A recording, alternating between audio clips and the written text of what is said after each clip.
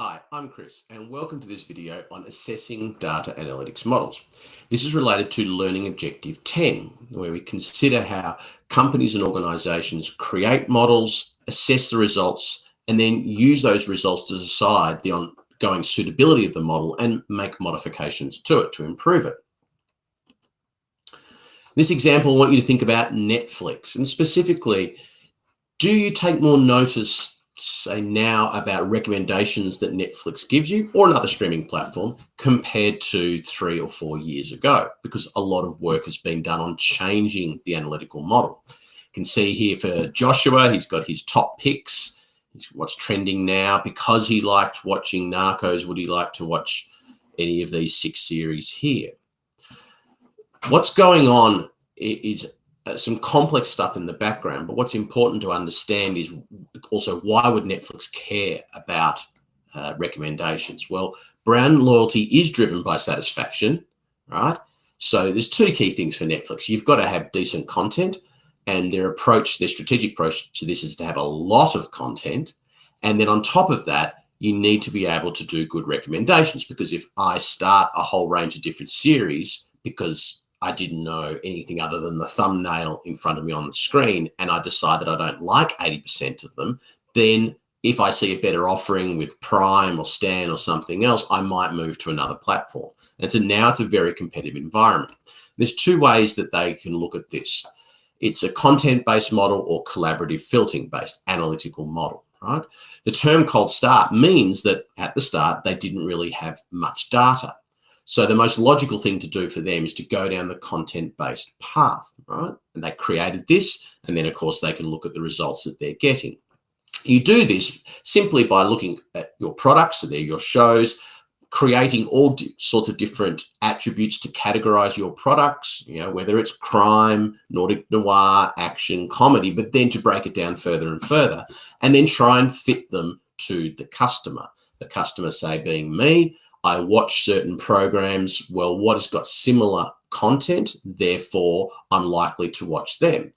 It's not a terrible model, but one of the challenges it brings up is that I need to have watched a certain amount of programs in order to create enough data points for the Netflix algorithm to help direct me to the right content, recommended content that I'm going to enjoy. So the other way of looking at this is collaboratively filtering it. And what this means, I think the easiest way to explain this is we've got 2 people here, Chris and Mary, and I like watching Nordic noir, I like watching sci-fi, and I quite like watching comedies that are satirical and a bit dark in their humor, right? Mary likes Nordic noir. She quite likes watching sci-fi, but she also likes historical dramas, mainly set in the UK. What collaborative filtering does is it basically says, well, if we like 2 of those 3 things, there's a chance that I'm going to like historical dramas set in the UK, and there's a chance that Mary's going to like comedies that are satirical and dark. And of course, it goes a lot deeper than just those 2 shows, but that's the idea. One of the challenges with this, and Netflix found this when they set up a competition for any company to come ahead and try and improve their recommendation algorithm, was that, 2 things really. One, that when they did the test, it was working on the challenge. So it was working on 100 million data points, and they have about 5 billion reviews. The second one is it's historical data. So how do you incorporate stuff more in real time? And look, they worked on this with probably techniques that they're not going to reveal to us, but to try and close that gap again, to make the model more suitable to the data sets, you've got to take into account reviews that I'm doing as soon as I finish that series or on the way going through the series when they prompt me. It's important then to think about some of the traps and challenges when you're analyzing analytical results to consider whether you need to change your model. This can really apply to any model. This is not Netflix specific. We know from thinking about microcredential 4 that things like misclassification of data points, whether we need to rescale, oversampling and undersampling, missing values are all important standard data issues that need to be addressed to improve the accuracy of a model. The other one is also testing models. So in a competitive environment in an organization, you might find that you've got some algorithms and you want to test them on your customers. But to beat your rivals, you need to do it fast. As an example with Netflix, they use something called interweaving. And that basically meant that instead of an A-B split test where they did a sample, if A won out of A and B, they did another A-B and another A-B. It takes an enormous amount of time. They interweave the ranking results from the A and the B, and then they did that again and again. And that enabled them basically to get better recommendation outcomes for us in a shorter time frame. Also, another thing that they considered, and it came in later in the development again of their analytical models, was contextual awareness. So there's two things to consider here. Explicit, pretty straightforward, the time of day, language, the device that you're using, the location that you're in.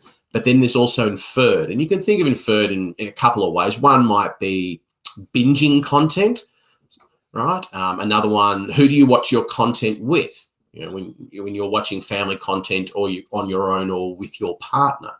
To do this is quite difficult. And this is where deep learning techniques come in.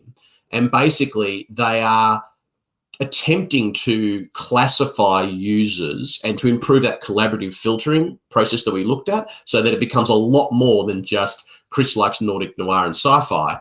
It comes down to where he is when he's watching, the type of device, who he's watching with, does he watch 3 episodes in a row or 2, and you're matching that with categorized product content to get a deeper and more deeper accuracy, hopefully, in your recommendation model. And of course, they can test that in terms of what I recommend, do I stay, and do I binge the next one that I look at, and so on.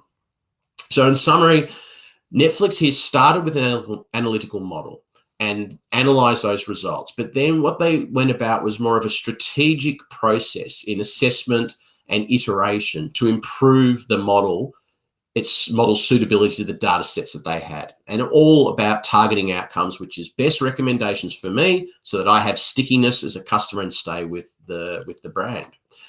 Also, that the constant assessment of models, it enables companies to pinpoint which changes to make, right? Because in any organization, it costs to make changes to your business, to your products, to your service, to your delivery. To do so, if you can focus and use analytical models to find areas that are more valuable to change first and then test them, you're likely to have better outcomes in a shorter time frame.